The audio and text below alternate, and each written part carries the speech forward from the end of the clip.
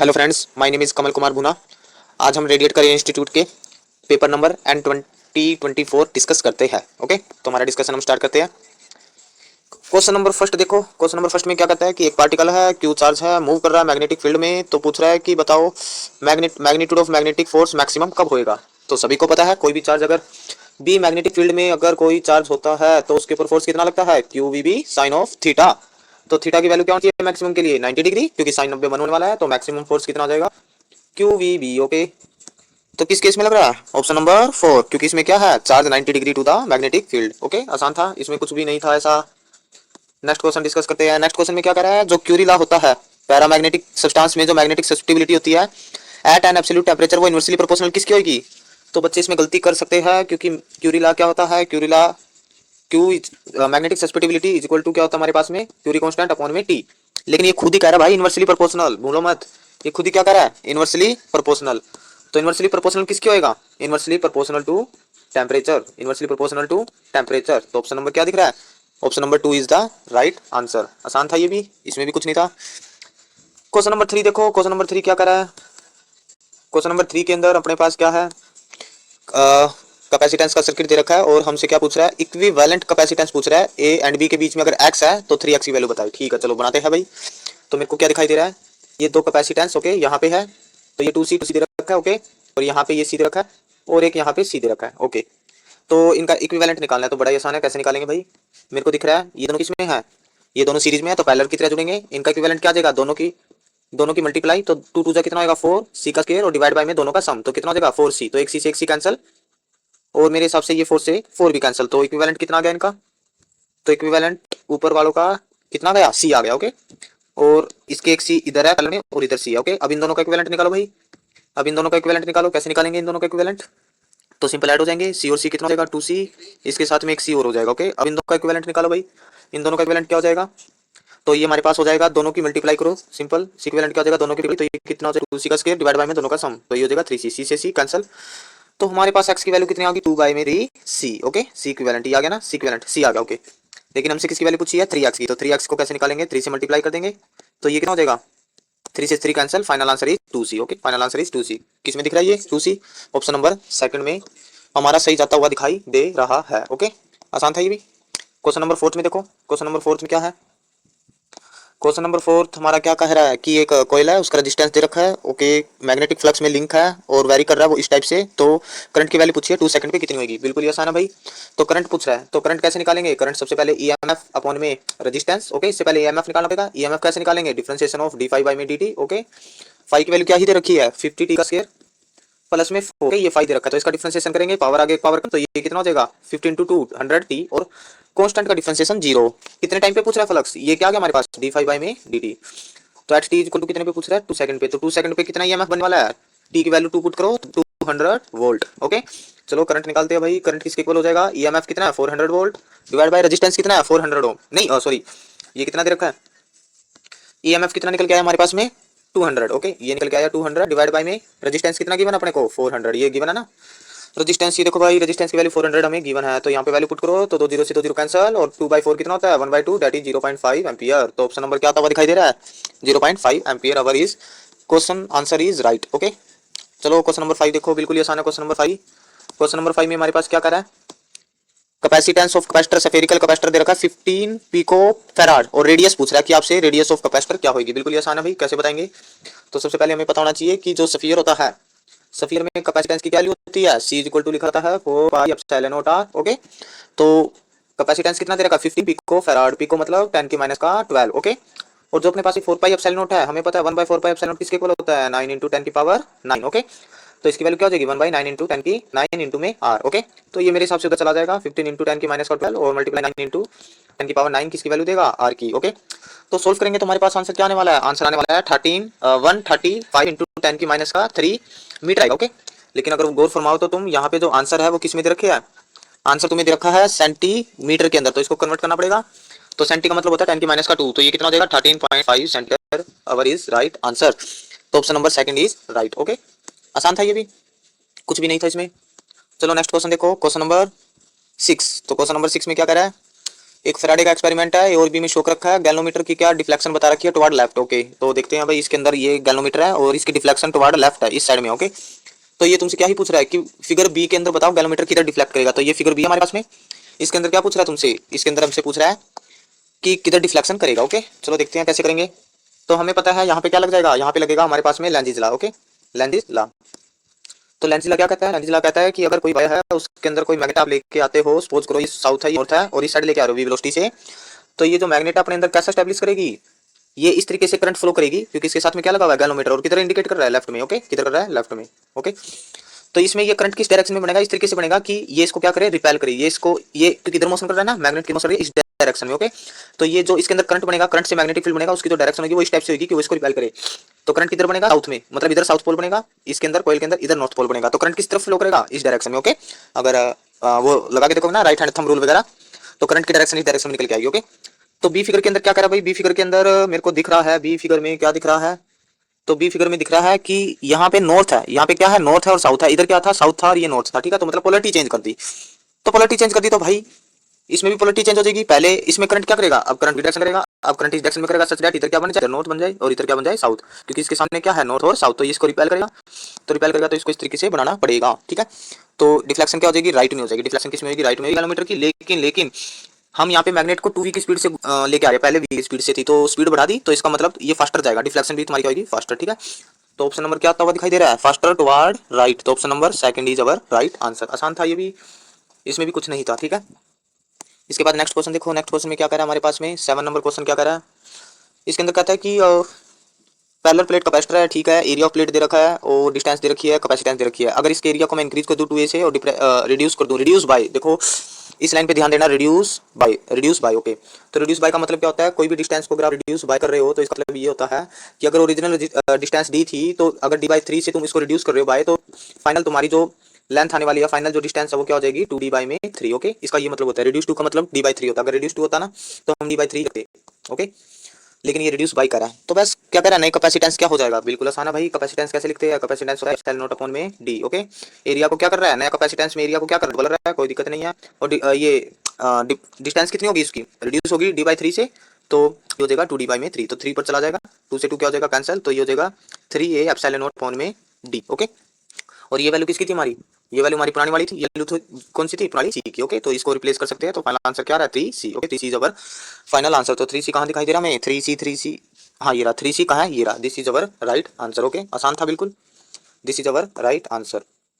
चलो next question देखो, next question में क्या कर रहा है, इफेक्टिव कैपेसिटेंस पूछ रहा है, point between A and B. Okay, ये क्या दिख रहा है तुम्हें, ये हमें तो मेरे हिसाब से बैलेंस बैलेंस वेटस्टोन ब्रिज, क्या दिखाई दे रहा है हमें, बैलेंस वेटस्टोन ब्रिज। ओके, ये किसका एग्जांपल है, ये हमारे पास में बैलेंस वेटस्टोन ब्रिज का है। ओके, ये क्या हमारे पास में बैलेंस वेटस्टोन ब्रिज। ओके, तो कैसे पता लगा बैलेंस वेटस्टोन ब्रिज है, इस 3c को मल्टीप्लाई करो 10c से कितना आएगा, 10 कूलम, और इस 2c को मल्टीप्लाई करो 5 कूलम से कितना आ जाएगा, ये भी 10 कूलम। तो इसका मतलब बीच वाले को क्या है, उड़ा दो, बीच वाले को क्या करो, उड़ा दो। तो इसको उड़ा देंगे तो हमारे पास रिमेनिंग स्ट्रक्चर में रिमेनिंग क्या बच जाएगा, तो ये हमारे पास बच जाएगा इधर 3 कैपेसिटेंस 3c हो जाएगा, ये हो जाएगा 5c। ओके, और इधर इसके पैरेलल क्या हो जाएगा 2c, और इसके साथ सीरीज में क्या हो जाएगा 10/3c। ओके, बस अब तो कुछ नहीं रहा, इसका क्या निकालना, हमें इक्विवेलेंट निकालना है। तो कैसे निकालेंगे, बिल्कुल ही आसान है, ये दोनों किसके अंदर है, ये दोनों सीरीज में है, और फिर दोनों का पैरेलल में निकालेंगे। ठीक है, तो कैसे करेंगे, देखो सीरीज में है तो ये कैसे जुड़ जाएगा, इनका जब ऐड करेंगे तो हमारे पास इन दोनों को ऐड करेंगे तो दोनों की मल्टीप्लाई डिवाइड में दोनों का सम, तो ये हो जाएगा 15/8c। ओके, इसके बाद नीचे वाला इसके साथ पैरेलल में है तो सीरीज की तरह जुड़ेगा, नीचे वाला सीरीज का इक्विवेलेंट क्या हो जाएगा, दोनों की मल्टीप्लाई, तो मल्टीप्लाई करोगे कितना हो जाएगा, ये हो जाएगा 10 × 220/3, और डिवाइड में नीचे को ऐड करोगे, तो नीचे जब ऐड करोगे दोनों को तो क्या हो जाएगा, ये हो जाएगा 3 × 6 प्लस में 10/3, और 3 से 3 वो कैंसिल हो जाएगा,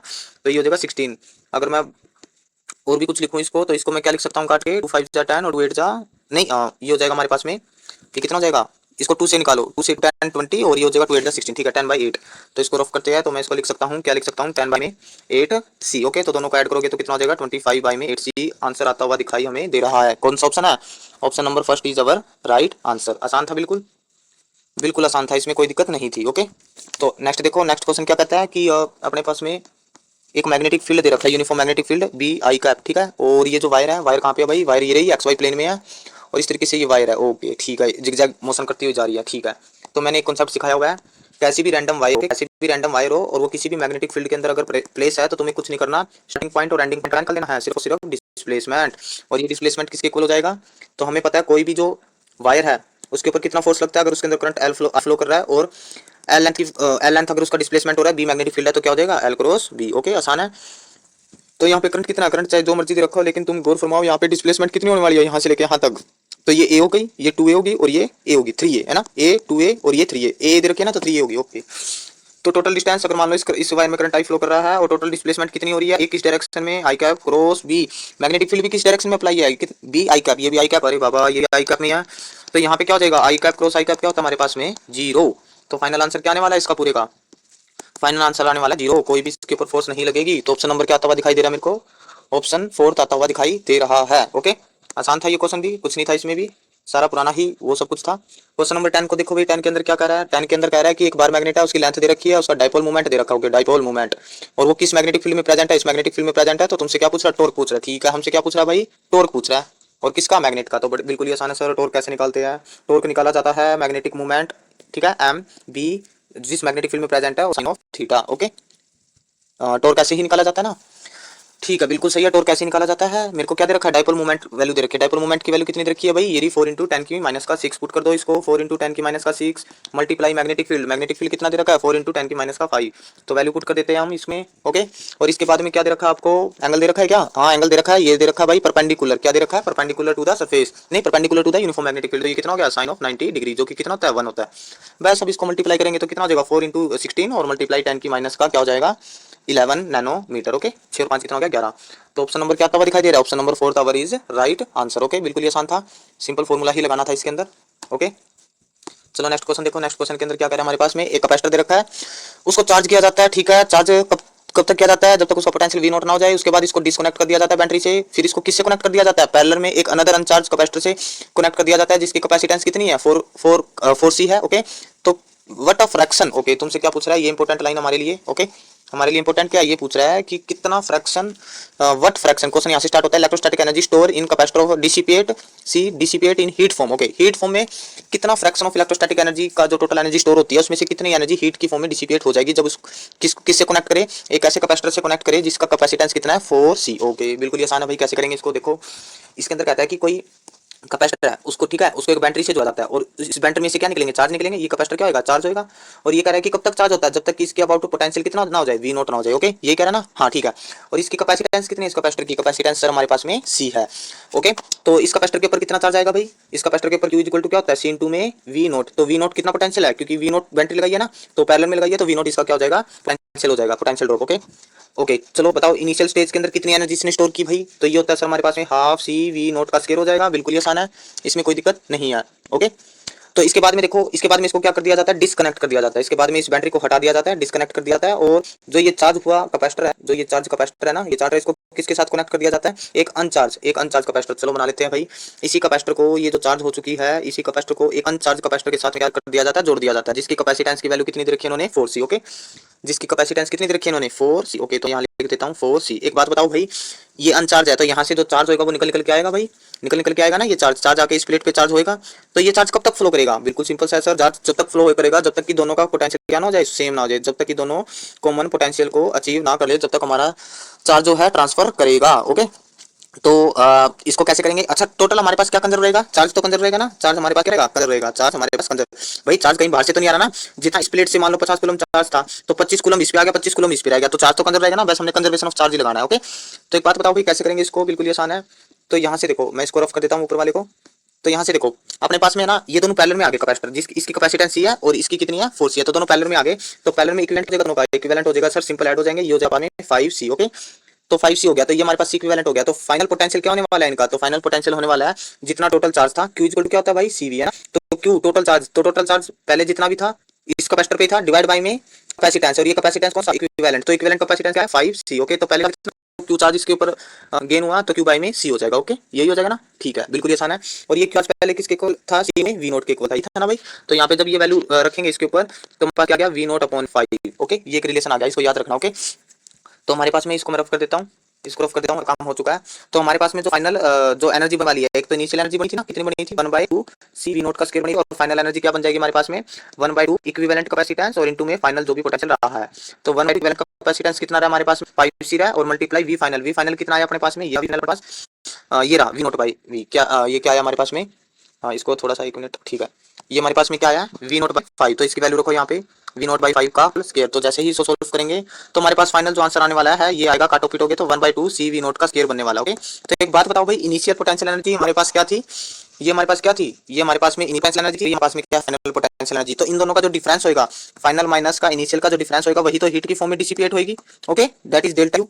तो ये हीट की फॉर्म में डिसिपेट होगी, लेकिन तुमसे क्या पूछा है, इसका फ्रैक्शन पूछा है। क्या पूछा, फ्रैक्शन। तो फ्रैक्शन कैसे निकालेंगे, जितनी हीट में डिसिपेट हुई और डिवाइड बाय में डेल्टा यू डिवाइड बाय में जितनी ओरिजिनल आपके पास एनर्जी थी। ठीक है, तो मतलब डेल्टा यू डिवाइड बाय में ओरिजिनल जितनी पोटेंशियल जितनी भी ओरिजिनल जितनी भी इसके अंदर एनर्जी स्टोर थी कैपेसिटर के अंदर। ओके, तो चेंज जब तुम करोगे इसको यू फाइनल माइनस का यू इनिशियल डिवाइड बाय में इनिशियल। ओके, तो U final minus initial 1/10 C V naught square में से 1/2 इसको घटाओगे तो तुम्हारे पास कितना आएगा, तुम्हारे पास आ जाएगा, ये आ जाएगा हमारे पास में 2/5 सी वी नोट का स्केयर आ जाएगा। ओके, और डिवाइड बाय में क्या हो जाएगा, इनिशियल क्या थी, इनिशियल एनर्जी कितनी स्टोर थी इस कैपेसिटर के अंदर, 1/2 सी वी नोट का स्केयर। ओके, काटोगे पीटोगे तो तुम्हारे पास आंसर कितने आने वाला है, 4/5। This is the fraction, this is the fraction energy heat dissipate. Okay, this is fraction energy heat dissipate. Okay, तो 4/5 थोड़ा सा बड़ा हो गया बस, 4/5 इज अवर राइट आंसर, ये 4/5। ओके, थोड़ा सा बड़ा हो गया। ओके, लेकिन जल्दी कर सकते थे हम इसको, इतना भी कोई डिफिकल्ट नहीं था। ओके, तो इन सब को हम करते हैं रफ और क्वेश्चन डिस्कस करते हैं। अब हम क्वेश्चन नंबर कौन सा है, क्वेश्चन नंबर हमारे पास है 12। तो 12 के अंदर क्या कह रहा है कि आई नोट करंट फ्लो कर रहा है रेगुलर हेक्सागन शेप में लूप में, जिसकी लेंथ कितनी है, बीटा है। ओके, और मैग्नीट्यूड ऑफ एट सेंटर बताना है कि इतना होता है। तो तुम मेरे को बता दो भाई कि एक्स की वैल्यू क्या होगी। अच्छा, वैल्यू ऑफ एक्स पूछ रहा है, ठीक है। चलो बना लेते हैं, एक रेगुलर हेक्सागन बना लेते हैं हम सबसे पहले। तो रेगुलर हेक्सागन कैसे बनेगा भाई, रेगुलर हेक्सागन की कोई शेप है क्या इसमें, ये रही शायद, ये शेप होगी। ये क्या दे रखा आपको, एक रेगुलर हेक्सागन। ओके, तो इस रेगुलर हेक्सागन के अंदर देखो हमारे पास में क्या कह रहा है कि इसके सेंटर पे, तो ये देखो हर कोई बनाएगा भाई।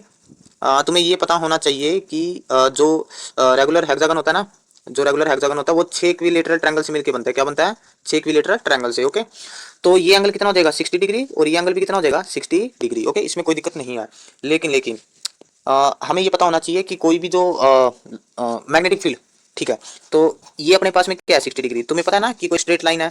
ओके, कोई हमारे पास में क्या है, एक स्ट्रेट लाइन है। ठीक है, एक बार इसको रफ कर लेते हैं हम, और यहाँ से हम ले लेंगे एक बार ये स्ट्रक्चर ले लेते हैं। ओके, ये डैश वाली ही ले लेते हैं। तो सपोज करो ये कोई एक स्ट्रेट लाइन है। ओके, तो तुम्हें ये पता होना चाहिए कि इस स्ट्रेट लाइन का यहाँ से अगर आप कुछ पोटेंशियल पता करते हैं यहाँ पे, तो ये इसका जो मैग्नेटिक फील्ड होगा, sorry not potential, magnetic field. तो सपोज करो ये एंगल थीटा 1 है, ये एंगल थीटा 2 है। तो कोई स्ट्रेट लाइन का जो यहाँ पे मैग्नेटिक फील्ड बनेगा वो कितना बनेगा, बी इक्वल टू क्या होता है हमारे पास में इसका फार्मूला, ये होता है म्यू नॉट आई बाय में 4πd। ओके, और इनटू में क्या हो जाएगा हमारे पास में साइन ऑफ जो भी ये थीटा 1 प्लस में साइन ऑफ थीटा 2। ओके, तो सिंपल सी बात ये है कि भाई इसके अंदर पता है क्या, ये जो वायर है, ये जो वायर है, ओके, ये जो वायर मैंने बनाई है, तो ऐसी ऐसी कितनी वायर है, 6 वायर है। ठीक है, तो एक बार किसी एक वायर को देखो आप, इस वायर की सबसे पहले, अच्छा ये डी क्या है भाई, यहाँ पे डी, यहाँ पे ये परपेंडिकुलर डिस्टेंस है ये वाली। ओके, ये डी क्या हमारे पास में परपेंडिकुलर डिस्टेंस डी है। ठीक है, तो ये डी भी पता करना है हमें, ये क्या है, डी भी हमें पता करना है। ओके, तो तुम्हें पता है इक्विलेटरल ट्रायंगल में ये अगर इसके ऊपर परपेंडिकुलर ड्रा करूंगा तो ये 30 डिग्री हो जाएगा। तो ये डी की वैल्यू कैसे बताओगे तुम, अगर ये डिस्टेंस कितनी है, डिस्टेंस हमें दे रखी है लेंथ ऑफ साइड बीटा दे रखी है। ओके, ये अगर बीटा है तो ये भी क्या हो जाएगी, बीटा। तो ये डिस्टेंस कितनी हो जाएगी, थोड़ा सा भाई थोड़ा सा इसके अंदर पता है क्या हो गया, वो हो गया, इसको थोड़ा सा रफ कर लेते हैं। ओ सॉरी, क्या हो गया, बैक करो, थोड़ा थोड़ा सा रफ करना पाने, मैं ये ले लेता हूँ एक बार, ये थोड़ा थोड़ा सा रफ कर लेते हैं। ओके, मेरे को ये डी ये चाहिए बीटा। ओके, तो एक बात बताओ भाई, ये बीटा कितना हो जाएगा हमारे पास में, इस बीटा की वैल्यू क्या हो जाएगी, तो ये अगर ये वैल्यू निकालनी है तो ये 30 डिग्री है। ओके, तो ये डिस्टेंस कितनी हो जाएगी, तो ये डिस्टेंस हो जाएगी बीटा कोस ऑफ 30 डिग्री है ना, बेस है, तो बीटा कोस ऑफ 30 डिग्री। इसका मतलब जो ये डिस्टेंस आई है, ये मतलब डी आई है, इस डी की वैल्यू कितनी हो जाएगी, beta cos of 30 degree. Okay, और यहाँ पे ये एंगल कितने कितने के है भाई, 60 डिग्री के है। क्यों, क्योंकि इक्विलेटरल ट्रायंगल है ना, 60 डिग्री के है। ओके, तो यहाँ पे थोड़ा सा मैं एक बार और रफ कर देता हूँ इसको, ये रफ कर लिया। ओके, तो पता लग गया बस हमें, अब बार बार नहीं लिखेंगे इसको।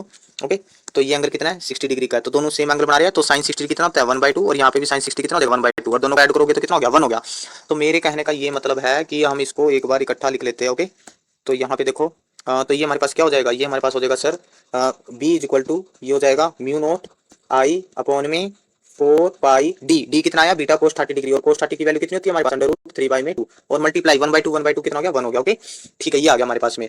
अब इसको क्या करो, थोड़ा सा सोल्व करो भाई, इसको सोल्व करेंगे तो हमारे पास, अच्छा ठीक है, एक बात और देखो यहाँ पे, ये किसी एक वायर का है, ये हमारे पास क्या है, नहीं किसी एक साइड का है। ऐसी साइड कितनी है हमारे पास में, साइड हमारे पास है सर 6, तो इसको किससे मल्टीप्लाई कर देंगे, 6 से हम मल्टीप्लाई कर देंगे। ओके, तो जैसे ही हम इसको 6 से मल्टीप्लाई करके सोल्व करेंगे तो ये हमारे पास क्या आता हुआ दिखाई दे रहा है, थोड़ा सा सोल्व करो भाई इसको मैं रफ कर देता हूँ, इसको मैं रफ कर देता हूँ, इसका काम हो चुका है। ओके, और एक काम करते हैं, थोड़ा सा हम इसको उठा के ले आते हैं। ठीक है, इसको एक बार उठा के यहाँ ले आते हैं। ओके, तो यहाँ से देखो ये पूरा क्यों गया, तो यहाँ से देखो टू टू को इससे काटो कितना हो जाएगा, 2 2 जा 4 और 2 को इससे काटोगे तो कितना हो जाएगा 3। तो मेरे कहने का ये मतलब है कि सर हमारे पास जो बी आया है वो आया है 3 म्यू नोट आई, ठीक है, डिवाइड बाई में यहाँ पे क्या बच गया 4, नहीं 4 तो कट गया ना, ये हो गया पाई और ये कितना बन रहा है बीटा, ये बन रहा है बीटा और ये हो रहा है √3। ओके, तो मेरे हिसाब से √3 से √3 भी क्या होता कैंसिल होता हुआ मेरे को दिखाई दे रहा है। तो √3 से इसको काटोगे तो क्या हो जाएगा, ये हो जाएगा √3 म्यू नोट आई अपॉन में पाई इंटू में बीटा। तो मेरे हिसाब से ये आंसर आ गया, ये हमारा आंसर आ गया। लेकिन ये क्या कर रहा है, ये कह रहा है कि भाई आंसर तुम्हारा ना कुछ इस टाइप से आएगा, x mu naught I note divide by में पाई इंटू में बीटा। तो तुमसे क्या ही पूछ रहा है कि भाई एक्स की वैल्यू बता दो, एक्स की वैल्यू क्या दिखाई दे रही है, √3 है ना, ये एक्स की वैल्यू पूछ रहा है ना √3। तो √3 इज अवर राइट आंसर, √3 का है ये रहा √3, fourth option is our right answer. Okay, आसान था बिल्कुल, कुछ भी नहीं था इसमें, ठीक है। नेक्स्ट ऑप्शन देखो, नेक्स्ट क्वेश्चन देखो हमारे पास क्या है। नेक्स्ट क्वेश्चन, इसको सारे को डिलीट करो। चलो नेक्स्ट क्वेश्चन देखो भाई। नेक्स्ट क्वेश्चन में क्या कह रहा है कि मैग्नेटिक सस्पिटिबिलिटी दे रखी है किसी मैग्नेटिक मटेरियल की कितनी, माइनस का 0.07। ओके, तो पूछ रहा है कि इस मटेरियल का नेचर क्या होगा। भाई ये तो सभी को पता है, सभी को पता है, क्या पता है सभी को कि जो डायमैग्नेटिक के लिए जो मैग्नेटिक सस्पिटिबिलिटी होती है, रेड कलर ले लेते हैं भाई हम, रेड कलर लेते हैं। तो मैग्नेटिक सस्पिटिबिलिटी जो डायमैग्नेटिक सब्सटेंस की होती है वो लेस देन 0 होती है, मतलब -1 से 0 के बीच में लाई करती है। तो इसका आंसर तो वैसे डायमैग्नेटिक है, एक्स्ट्रा कुछ इन्फॉर्मेशन गेन कर लेते हैं। पैरामैग्नेटिक के लिए क्या होती है, मैग्नेटिक सस्पिटिबिलिटी कितनी होती है, ग्रेटर देन 0। और मैग्नेटिक के लिए क्या होती है, सस्पिटिबिलिटी ग्रेटर देन 1। भाई थोड़ा सा बोलना नहीं आ रहा, सस्पिटिबिलिटी। ओके, सस्पिटिबिलिटी। ओके, बाकी का क्वेश्चन हम नेक्स्ट वीडियो में कर लेंगे।